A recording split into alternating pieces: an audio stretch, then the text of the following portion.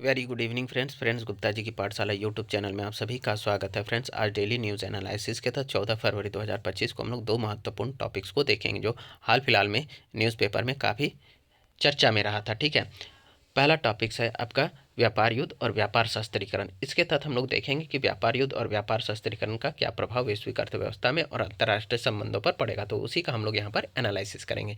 दूसरा टॉपिक है भारत रूस रक्षा सहयोग समझौते और संबंध। ठीक है, तो देखिए पहला टॉपिक्स हम लोग स्टार्ट कर, दोनों टॉपिक्स काफ़ी महत्वपूर्ण है फ्रेंड्स। आगामी एग्जाम में ये बिल्कुल यस क्वेश्चन है, आप लोग इसको अच्छे तरीके से कर लीजिएगा और मैंने इन सभी महत्वपूर्ण पहलुओं को इसमें समाहित किया है, तो आप लोग इसको एक बार, दो बार, तीन बार इस वीडियो को जरूर देखें आईआर से रिलेटेड। ठीक है, तो चलिए हम लोग पहला टॉपिक्स देखते हैं फ्रेंड्स।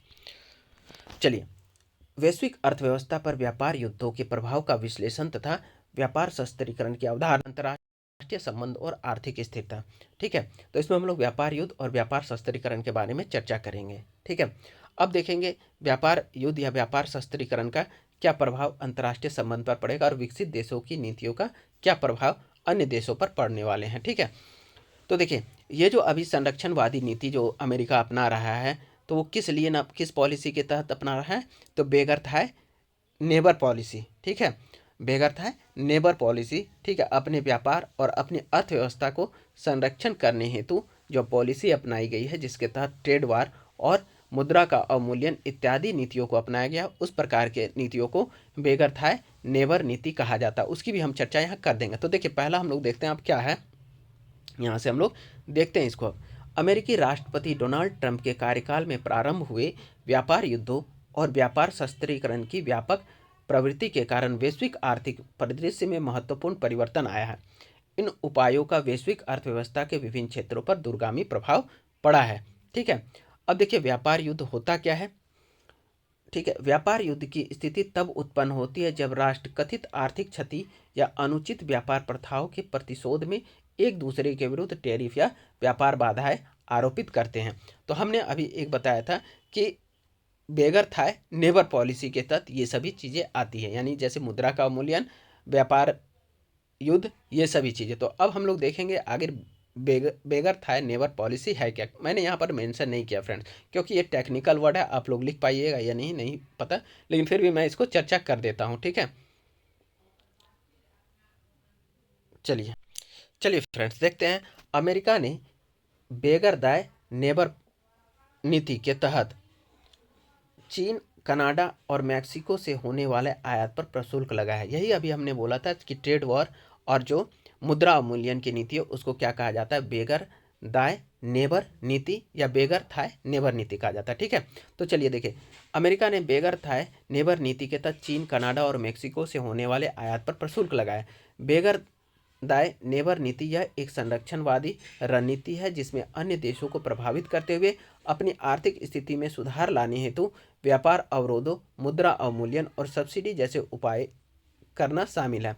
अब इसकी उत्पत्ति यानी बेगर दाय नेबर की उत्पत्ति जो है, यह पद आया कहाँ से। यह पद सर्वप्रथम एडम स्मिथ द्वारा द वेल्थ ऑफ नेशन 1776 पुस्तक में सृष्ट किया गया था। चलिए अब हम लोग मूल मुद्दे पर पहुंचते हैं। चलिए अब देखिए इसका मुख्य उदाहरण क्या है कि ट्रेड वार का।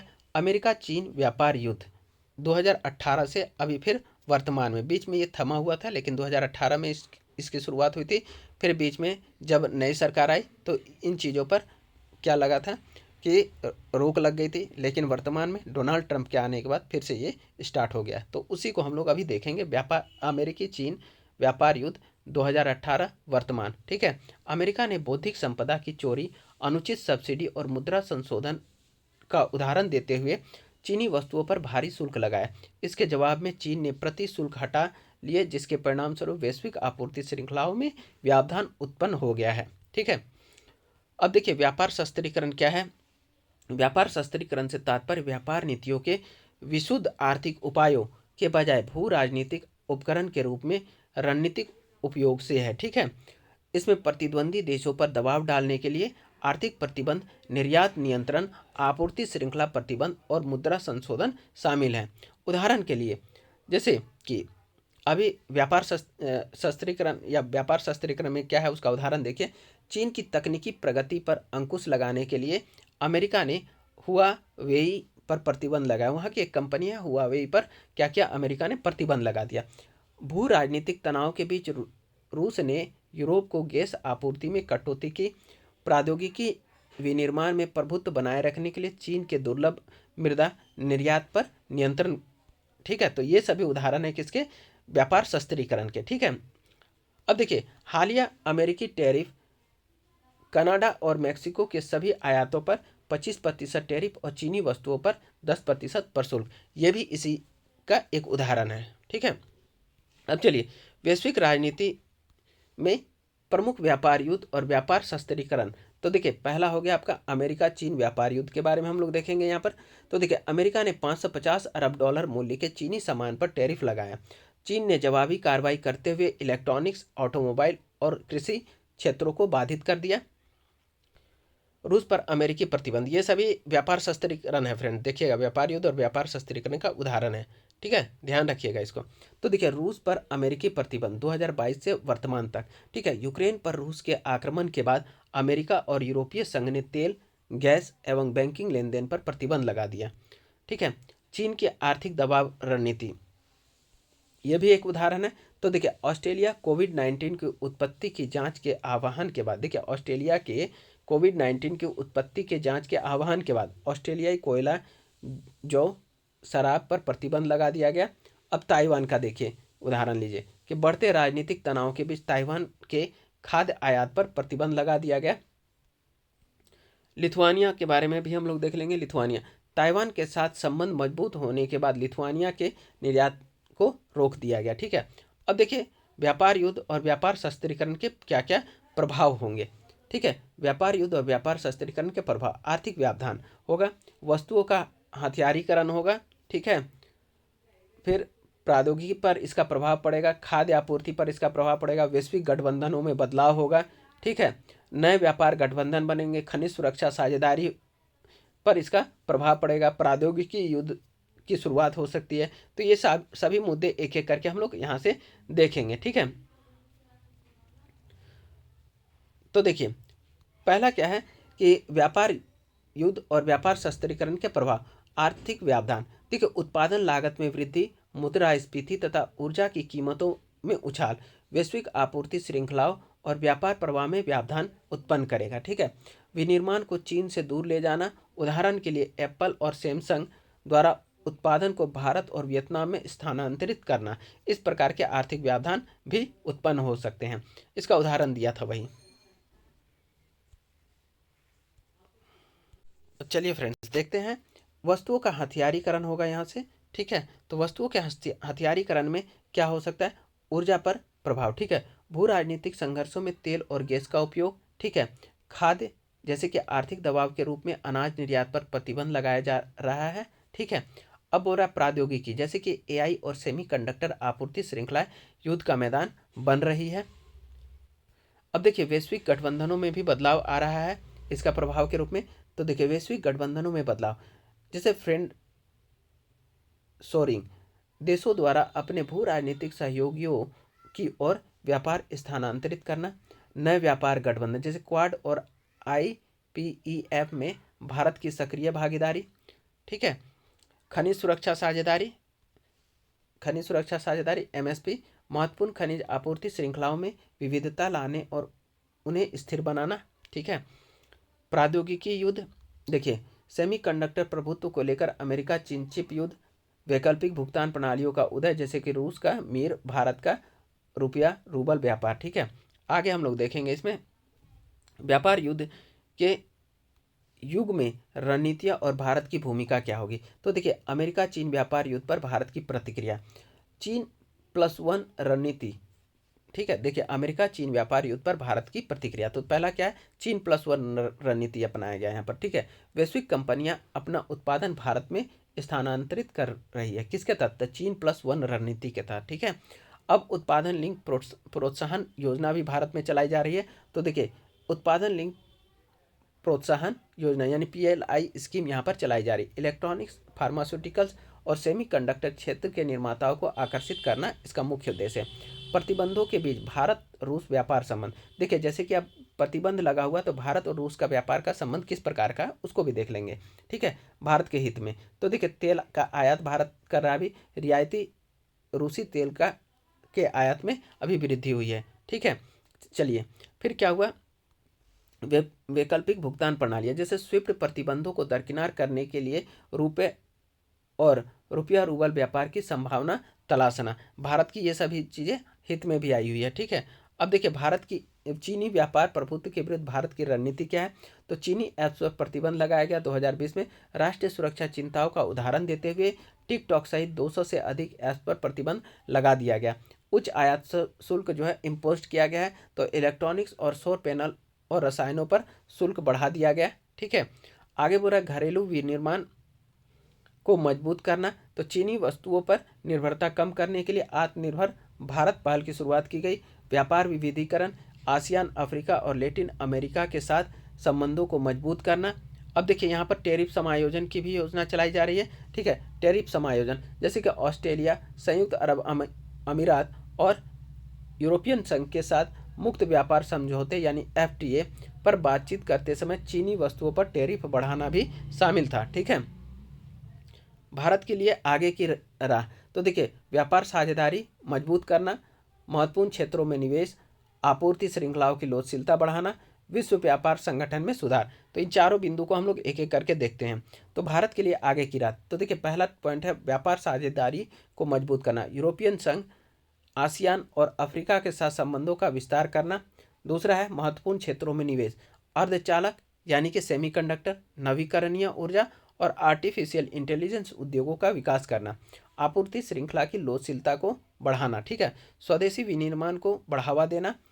ठीक है, फिर बोल रहा है विश्व व्यापार संगठन में सुधार। अब बोल रहा है एक तरफा व्यापार कार्रवाई में से उत्पन्न चुनौतियों का समाधान इसके माध्यम से ढूंढा जा सकता है। ठीक है, आगे हम लोग देख सकते हैं भविष्य का क्या दृष्टिकोण है। मुक्त व्यापार का युग धीरे धीरे आर्थिक राष्ट्रवाद और रणनीतिक अलगाव की ओर बढ़ रहा है। क्षेत्रीय व्यापार समझौते जैसे कि RCEP, IPEF, क्वाड आर्थिक फ्रेमवर्क में वृद्धि और आपूर्ति श्रृंखला लचीलेपन पर बढ़ता ध्यान वैश्वीकरण की ओर बढ़ने का संकेत देता है, विवैश्वीकरण की ओर। ठीक है, अब देखिए दूसरा टॉपिक्स हम लोग देखेंगे फ्रेंड्स, भारत रूस रक्षा सहयोग की वर्तमान परिदृश्य।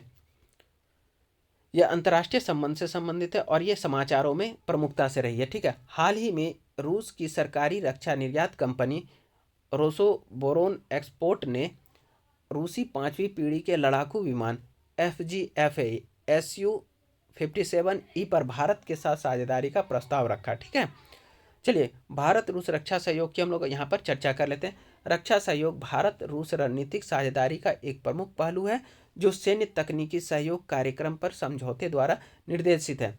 भारत रूस रक्षा सहयोग में सैन्य उपकरणों एवं प्रौद्योगिकी की आपूर्ति और विकास के साथ साथ सैन्य तकनीकी सहयोग तथा नौसेना सहयोग समझौते जैसे समझौते भी शामिल है। ठीक है, नौसेना से नौसेना सहयोग समझौते जैसे भी समझौते इसमें शामिल हैं। ठीक है, भारत रूस रक्षा सहयोग में। ठीक है, अब सहयोग की रूपरेखा क्या है इसको देखेंगे। 2021 में भारत रूस 2+2 वार्ता के दौरान 2021 से 2031 के लिए समझौते पर हस्ताक्षर किए गए। इसका उद्देश्य हथियारों और सैन्य उपकरणों के अनुसंधान एवं विकास, उत्पादन तथा बिक्री के बाद समर्थन में सैन्य सहयोग को मजबूत करना है। ठीक है, फिर अब नेक्स्ट पॉइंट क्या बोल रहे हैं कि IRIGC और MTC भारत और रूस के पास सैन्य सहयोग के लिए एक संरचित दृष्टिकोण है। ठीक है, जिसका नेतृत्व 2000 में स्थापित भारत रूस अंतर सरकारी सैन्य तकनीकी सहयोग आयोग यानी IRIGC MTC द्वारा किया जाता है। ठीक है, रक्षा मंत्रियों की वार्षिक बैठक, ये सभी चीज़ें ध्यान रखिएगा। ये किसके तहत ये सभी हम लोग चर्चा कर रहे हैं, तो ये सभी हम लोग चर्चा कर रहे हैं सहयोग की रूपरेखा के तहत। ठीक है, भारत रूस रक्षा सहयोग के तहत। ठीक है, तो देखते हैं हम लोग अब रक्षा मंत्रियों की वार्षिक बैठक है। रक्षा मंत्री चल रही परियोजनाओं की समीक्षा करने और सैन्य सहयोग पर चर्चा करने के लिए वार्षिक बैठक करते हैं। अब द्विपक्षीय परियोजनाएं, इसमें S-400 की आपूर्ति, T-90 टैंकों और Su-30 MKI का लाइसेंस प्राप्त उत्पादन MiG-29 और कामोव हेलीकॉप्टर की आपूर्ति INS विक्रमादित्य, पूर्व एडमिरल गौर को भी इसको कहा जाता है। ठीक है, भारत में MK-203 राइफलों का उत्पादन और ब्रह्मोस मिसाइलें शामिल हैं। संयुक्त युद्धाभ्यास भी इंपॉर्टेंट है। इंद्र अभ्यास सहित तीनों सेनाओं के संयुक्त अभ्यास आयोजित किए गए। भारत ने रूस में अंतर्राष्ट्रीय सेना खेलों एवं एक्स वोस्तोक में भी भाग लिया। ठीक है, अभ्यास एविया इंद्र भारत और रूसी संघ के बीच द्विवार्षिक वायुसेना स्तर का अभ्यास है। भारत और रूस ने पहले 2010 में 5वीं पीढ़ी के लड़ाकू विमान FGFA कार्यक्रम के लिए संयुक्त विकास समझौते पर हस्ताक्षर किए, लेकिन भारत ने प्रौद्योगिकी हस्तांतरण के मुद्दे के कारण 2018 में इसे वापस ले लिया। अब हालिया घटनाक्रम पर हम लोग ध्यान देंगे। भारत में Su-57E, ठीक है, तो रूस की सरकारी स्वामित्व वाली रक्षा निर्यात कंपनी ने भारत में Su-57E का स्थानीय उत्पादन करने की पेशकश की है, जो संभवतः 2025 की शुरुआत में हिंदुस्तान एरोनॉटिक्स लिमिटेड यानी HAL संयंत्र में प्रारंभ हो सकता है।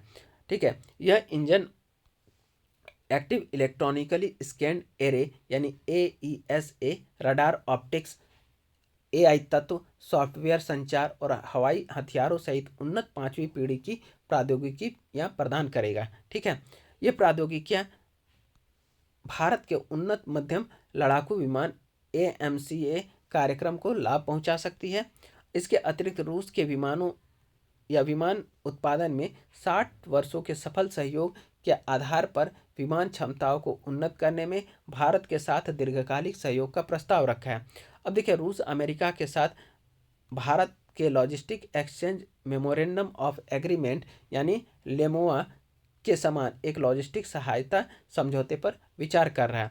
अब देखिए, इससे ईंधन भरने, मरम्मत और पुनः आपूर्ति के लिए सैन्य ठिकानों का आपसी उपयोग संभव होगा। ठीक है, रूस ने हाल ही में रसद यानी लॉजिस्टिक के पारस्परिक आदान प्रदान समझौते यानी रेलोस पर हस्ताक्षर करने को अधिकृत किया है, जो सैन्य आदान प्रदान, अभ्यास, प्रशिक्षण, बंदरगाह कॉल और मानवीय सहायता कार्यों को सुविधाजनक बनाएगा। इसका महत्व क्या है फ्रेंड्स? देखिए, भारत रूस को एक दीर्घकालिक सहयोगी के रूप में देखता है, विशेष रूप से शीत युद्ध के युग से, जिसके साथ रक्षा, तेल, परमाणु ऊर्जा और अंतरिक्ष अन्वेषण में महत्वपूर्ण सहयोग है। भारत रूस रक्षा संबंध मजबूत हैं, जो उनके सैन्य हार्डवेयर की अनुकूलता को उजागर करते हैं, जिसे भारत बड़े पैमाने पर रूस से खरीदता है।